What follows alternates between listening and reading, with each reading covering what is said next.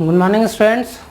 तो आज हम लोग देखेंगे कि नाइट्रोजन साइकिल क्या है और फिक्सेशन ऑफ नाइट्रोजन क्या है। ठीक है, तो नाइट्रोजन साइकिल और फिक्सेशन ऑफ नाइट्रोजन दोनों आपस में इंटर रिलेटेड वर्ड ही है। तो इन दोनों टर्म को पहले समझ लेते हैं। पहला है नाइट्रोजन साइकिल। इसका मतलब ये हुआ कि एटमॉस्फेयर में जैसा कि हम लोग जानते हैं कि 78% के आसपास क्या है, 78% के आसपास आपका एटमॉस्फेयर में नाइट्रोजन है।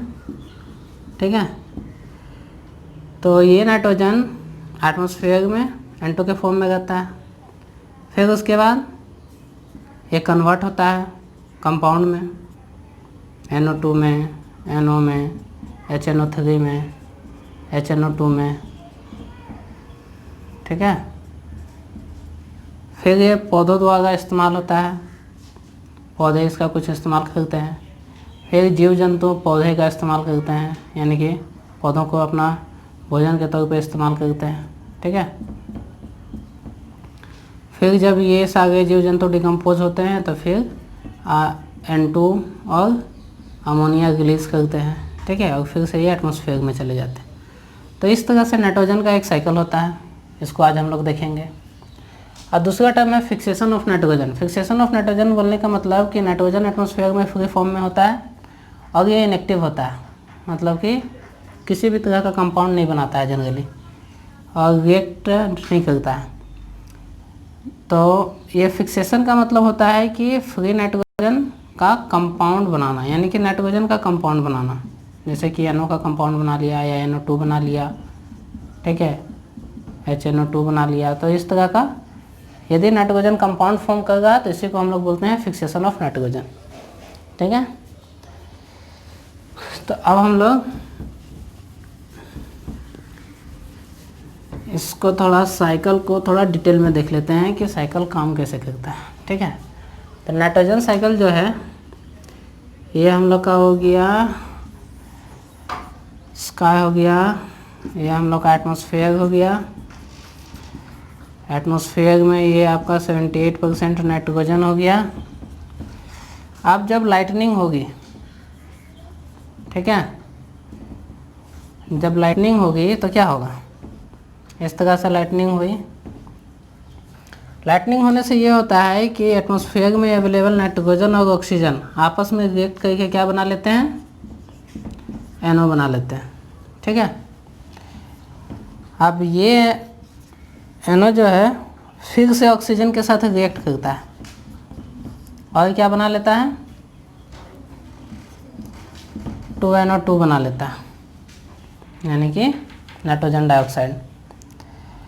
अब फिर जब बारिश होती है, सपोज अब बारिश हुई, ठीक है, तो बारिश होने से क्या होता है कि ये NO2 वाटर से रिएक्ट करता है। ठीक है, H2O के साथ रिएक्ट करेगा, क्या बनाएगा, HNO2 बना लेगा और HNO3 बना लेगा। ठीक है, HNO2 क्या होता है,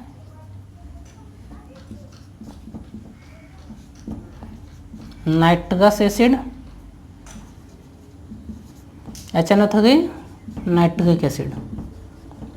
ठीक है, अब जब ये दोनों एसिड अर्थ पे पहुंचेंगे, ठीक है, अर्थ पे यदि आया, ठीक है, तो ये हम लोग का पौधा है इस तरह से।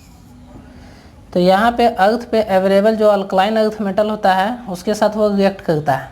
ठीक है, जैसे कि वो कैल्शियम के साथ रिएक्ट करेगा, HNO2 क्या बनाएगा आपका, कैल्शियम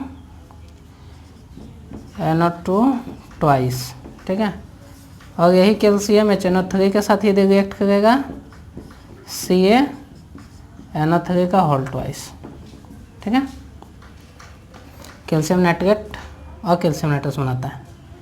ये हो गया आपका नाइट्रस, ये हो गया आपका नाइट्रेट। ठीक है, ये दोनों जो नाइट्रस और नाइट्रेट है ये प्लांट्स के लिए कैसा कार्य करता है, फर्टिलाइजर की तरह। ठीक है, और इसके हेल्प से प्लांट क्या बनाते हैं, प्रोटीन्स का संश्लेषण करते हैं या फिर प्रोटीन प्रोड्यूस करते हैं। ठीक है। अब जब ये पौधे डिकम्पोज होंगे या फिर ये पौधे जब मर जाएंगे और डिकम्पोज होंगे तो नाइट्रोजन प्लस अमोनिया ये एटमॉस्फेयर में रिलीज होगा डिकम्पोजर के थ्रू। डिकम्पोजर जब इसको डिकम्पोज कर देगा तो इससे नाइट्रोजन और अमोनिया रिलीज होगा जो कि फिर से एटमॉस्फेयर में चला जाएगा और ये साइकिल कंटिन्यू चलते रहेगा। ठीक है। तो ये हो गया क्या, नाइट्रोजन साइकिल। और फिक्सेशन ऑफ नाइट्रोजन भी हम लोग साथ ही साथ इसमें देख लिए कि किस तरह से ये कंपाउंड बनाएगा। और दूसरा एक नाइट्रोजन का फिक्सेशन का तरीका ये है कि जो कुछ लेगम्स फैमिली के जो कुछ प्लांट होते हैं, ठीक है, जिसको कि फली परिवार का पौधा बोलते हैं, ठीक है, उनकी एक प्रॉपर्टी होती है। क्या प्रॉपर्टी होती है कि उनके रूट्स में नोड्यूल्स होते हैं। ठीक है, ये हो गया ऐसे गोल गोल तरह का ऐसा नोड्यूल्स बना होता है। इस नोड्यूल्स में बैक्टीरिया पाया जाता है जिसको राइजोबियम बैक्टीरिया बोलते हैं।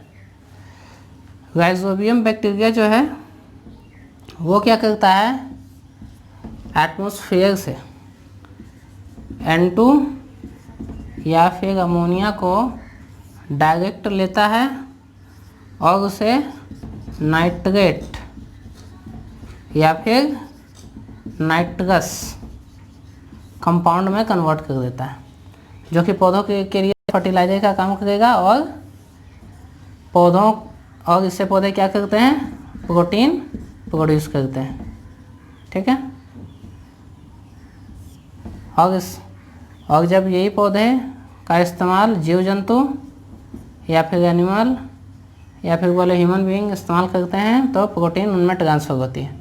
और जब वो मरते हैं और डिकम्पोज होते हैं, जैसे ये अब डिकम्पोज होगा, ह्यूमन बीइंग मर गया डिकम्पोज हो गया, एनिमल मर गया डिकम्पोज हो गया, तो फिर से एटमॉस्फेयर में N2 और अमोनिया रिलीज होता है जो कि फिर से एटमॉस्फेयर में चला जाता है। तो यही है हम लोग का नाइट्रोजन साइकिल और फिक्सेशन ऑफ नाइट्रोजन। तो आज का क्लास हम लोग इतना तक ही रखते हैं। ठीक है, थैंक यू।